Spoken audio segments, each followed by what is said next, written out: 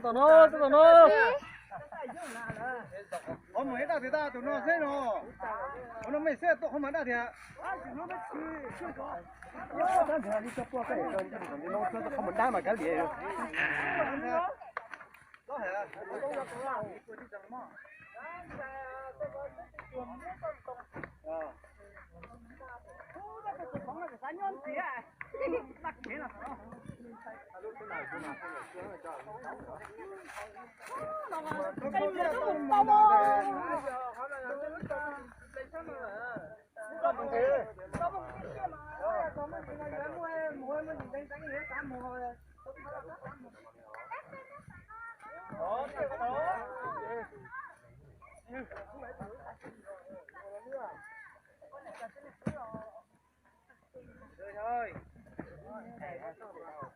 Thấy chúng nó bỏ.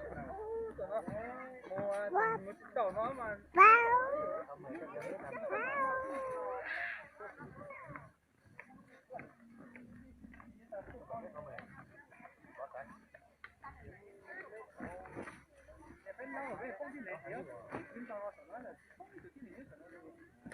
Ôi giờ nó mà sai đó đó, giờ nó. Tôi chắc là nó khỏi được nó mà mua, ta giờ phải khẩu trời vậy. Giờ tại nó thêm cái to chứ nó. Rồi đang nói chuyện thế vừa tái hồi.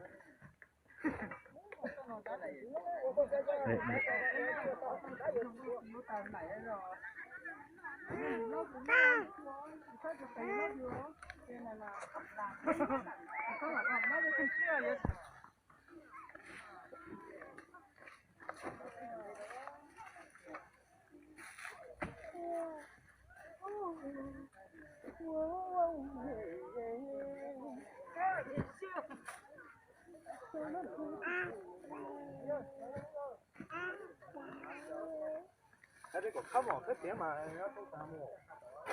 Cái đó. Tiếng mà nó không sao.